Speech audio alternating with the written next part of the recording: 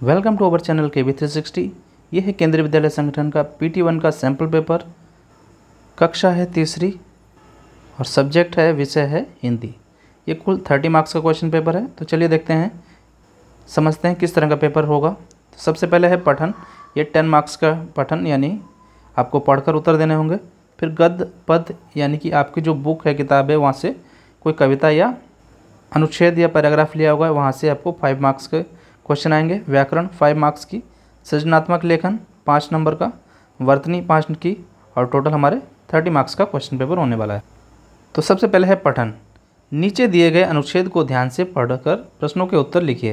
तो एक छोटा सा अनुच्छेद है, इसको हमें पढ़ना है और इसके जो भी प्रश्न दिए गए हैं उनके हमें उत्तर बताना है। गर्मियों के दिन थे। चाचा जी ने सौरभ को अपने बगीचे से एक टोकरी आम भेजे। आम बहुत मीठे थे। सौरभ को आम बहुत अच्छे लगे। उसने सोचा ऐसे ही आम मैं भी अपने बगीचे में लगाऊंगा। उसने बगीचे में एक जगह थोड़ी सी मिट्टी खोदी, वहाँ आम की एक गुठली डाल दी। गुठली पर मिट्टी डालकर उसने थोड़ा पानी छिड़क दिया। वह प्रतिदिन सुबह वहाँ पानी डालता। कुछ दिन बीत गए, आम का पौधा नहीं निकला। उसने पानी डालना बंद कर दिया। एक दिन हल्की हल्की वर्षा हो रही थी। सौरभ घूमता हुआ बगीचे में उसी जगह जा पहुंचा। सामने ही लाल कोपलों वाला नन्हा सा पौधा उगा हुआ था। तो इस पैराग्राफ को, इस अनुच्छेद को हमने पढ़ लिया है। अब देखते हैं जो भी प्रश्न पूछे गए हैं उनके उत्तर, उनके आंसर्स को देखते हैं, ढूंढते हैं। आम किस मौसम में मिलते हैं? तो देख रहे हैं पैराग्राफ में लिखा हुआ गर्मियों के दिन थे, यानी कि आम किस मौसम में होते हैं? गर्मियों में। गर्मियों में। सौरभ ने आम कहाँ लगाने को सोचा? अपने बगीचे में। तो इसका उत्तर हो जाएगा अपने बगीचे में। अगला प्रश्न है, एक दिन सौरभ ने बगीचे में घूमते हुए क्या देखा? उसने देखा लाल कोपलों वाला नन्हा सा पौधा उगा हुआ था। प्रश्न 3 का उत्तर ये हो जाएगा। आगे देखते हैं, चाचा जी ने अपने बगीचे से सौरभ को क्या भेजा? तो आम भेजे। इसका उत्तर हो जाएगा आम। फिर 5वां प्रश्न है, ऊपर एक वाक्य में बताया गया है कि आम बहुत मीठे थे। सोचकर उत्तर लिखिए कि क्या सभी तरह के आम मीठे ही होते हैं? तो आपने आम खाए होंगे, सभी तरह के आम मीठे नहीं होते हैं, कुछ खट्टे भी होते हैं। तो इसका उत्तर हो जाएगा नहीं, कुछ आम खट्टे भी होते हैं। अगला प्रश्न है, सौरभ ने गुठली में पानी डालना क्यों बंद किया होगा? तो उसने सोचा होगा, सौरभ ने गुठली में पानी डालना इसलिए बंद किया होगा क्योंकि उसे लगा होगा कि शायद उसका पेड़ नहीं उगेगा। फिर अगला प्रश्न है, आम एक गुठली वाला फल है। किन्हीं 2 ऐसे फलों के नाम लिखिए जिनमें गुठली पाई जाती है। तो गुठली किस में पाई जाती है? आपको किसी का नाम लिख देना है। 2 ऐसे फल, एक तो लीची लिख सकते हैं, जामुन लिख सकते हैं। इसके अलावा बहुत सारे फल होते हैं जिसमें गुठली, कोई भी लिख सकते हैं आप। नेक्स्ट है, खाली स्थान भरिए। सौरभ ने गुठली पर डैश डालकर पानी छिड़क दिया। तो यहाँ पर क्या आएगा ये बताना है आपको। तो यहाँ पर देख रहे हैं गुठली पर मिट्टी डालकर, तो यहाँ पर आ जाएगा गुठली पर मिट्टी डालकर। सौरभ ने गुठली पर मिट्टी डालकर पानी छिड़क दिया। फिर आगे है, एक टोकरी आम भेजे। वाक्य का एक से अनेक बनाकर लिखिए। तो इसको हम लिख सकते हैं 4 टोकरी, 1 टोकरी, कई टोकरियाँ, 4 टोकरियाँ। तो इसको हम लिख सकते हैं 4 टोकरी आम भेजे। अगला है, सौरभ को आम बहुत अच्छे लगे। वाक्य में से नाम वाले शब्द ढूंढकर लिखिए। तो इसमें नाम कौन कौन सा है? एक तो सौरभ हो जाएगा, और आम भी क्या है? एक नाम है, एक फल का। तो यहाँ पर 2 शब्द हैं नाम वाले, एक तो सौरभ हो जाएगा और दूसरा हो जाएगा आम। इनको यहाँ पर लिखना था। अब फिर आगे है लेखन। आपकी किताब से कुछ प्रश्न पूछे गए हैं। इसमें 2 प्रश्न 2-2 मार्क्स के हैं और एक 1 मार्क का है। पेड़ की झुकी डालियों से हमें क्या क्या सीखना चाहिए? कोई 2 बातें सोचकर लिखिए। तो पहली कविता आपने सीखो पढ़ी होगी, उसमें हमें पेड़ की जो झुकी डालियाँ होती हैं उनसे कुछ सीख मिलती है, वो लिखना है आपको। तो एक लिख सकते हैं, हमें हमेशा विनम्र रहना चाहिए। दूसरा लिख सकते हैं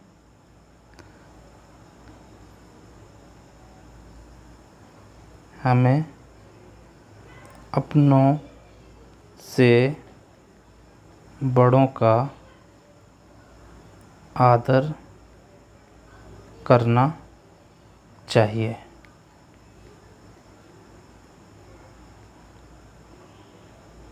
फिर आगे है, आपने चींटी के अलावा और कौन कौन से श्रम करने वाले जीव देखे हैं, किन्हीं 4 के नाम लिखो। तो आपने श्रम करने वाले जीव देखे होंगे चींटी के अलावा, तो उनके नाम लिखने हैं। तो आपने देखा होगा बैल, घोड़ा, गधा और चिड़िया। चिड़िया भी क्या करती हैं, मेहनत करती हैं, तो यहाँ पर लिख देंगे चिड़िया। तो इनको आप लिख सकते हैं। फिर आगे है, कोई 2 ऐसे कीटों के नाम लिखिए जिनके 6 पैर होते हैं। तो एक हो जाएगा, तो इसमें लिख सकते हैं मच्छर, चींटी, इसके अलावा जो भी आपको लगता है 6 है उसका नाम लिख सकते हैं यहाँ पर। फिर आगे है व्याकरण, इसको देखते हैं। नीचे दिए गए प्रश्नों का निर्देश के अनुसार उत्तर लिखिए। समानार्थी शब्द लिखना है। धरती, धरती का हम लिख सकते हैं पृथ्वी, धरा। फिर है तुकबंदी वाला शब्द लिखना है। दाना, खाना, आना, जाना, कोई भी शब्द लिख सकते हैं। फिर है अनेक शब्दों के लिए एक शब्द लिखिए। 4 राहों वाली जगह को क्या बोलते हैं, चौराहा, चौराहा।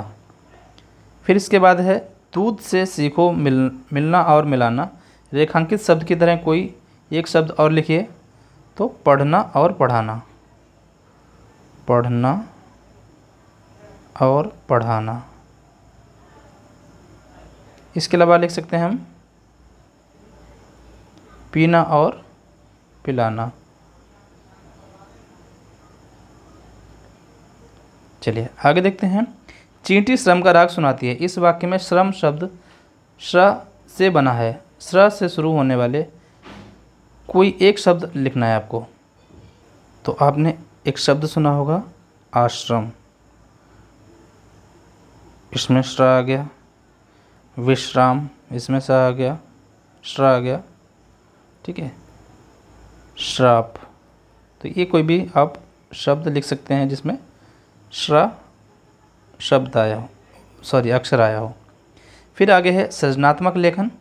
दिए गए चित्र को ध्यान से देखकर इसके बारे में कोई 5 वाक्य लिखिए। तो आप देख रहे हैं ये पिक्चर, चित्र देख रहे हैं, इसमें आपको देखना है और क्या लिखना है, 5 वाक्य लिखना है। तो जो भी आपको इसमें दिख रहा है उसको आप लिख सकते हैं।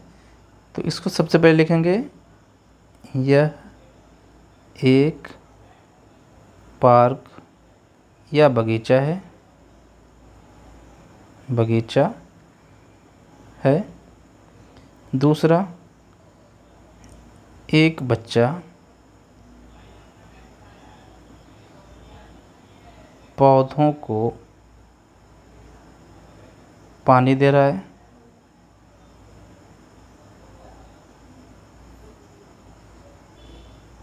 बगीचे के पास घर है, बगीचे के पास एक घर है। 4, घर से एक बच्चा बाहर देख रहा है।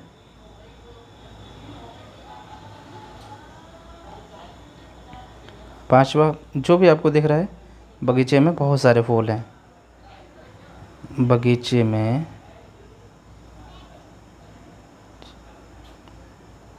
बहुत सारे फूल हैं। तो ये हो गया हमारा सृजनात्मक लेखन। फिर आगे है वर्तनी, इसको चलिए सॉल्व करते हैं। शब्दों को जोड़कर लिखिए। कलाकार, दोनों को जोड़ के लिखेंगे तो क्या हो जाएगा, कलाकार। फिर आगे सही शब्द पर गोला लगाओ। चतुष्पाद और चतुष्पाद, तो आपको क्या करना है, आपने कितने पैर पाठ पढ़ा होगा, उसमें एक शब्द आया है चतुष्पाद, तो सही उसकी स्पेलिंग क्या है ये बतानी है, उस पर गोला लगाना, तो ये वाला सही है। फिर है वर्णों को सही क्रम में लगाकर शब्द बनाइए। जल राधा, तो ये बन जाएगा जलधारा से सीखो। एक शब्द आया था तो ये हो जाएगा जलधारा। फिर है सही रूप में लिखिए पर्वत, तो पर्वत का को सही कैसे लिखते हैं, पर्वत ऐसे लिखते हैं। सही स्थान पर चंद्र बिंदु लगाइए। अधेरा, तो अधेरा नहीं होता है, क्या होता है अंधेरा होता है, चंद्र बिंदु लगा दिया अ के ऊपर, ये हो गया हमारा सही। तो ये था आज का paper, sample paper. I hope आप सभी को समझ में आ गया होगा किस तरह का पेपर हमारा रहने वाला है। तो पढ़ते रहिए, मिलते हैं नेक्स्ट वीडियो में। Thank you.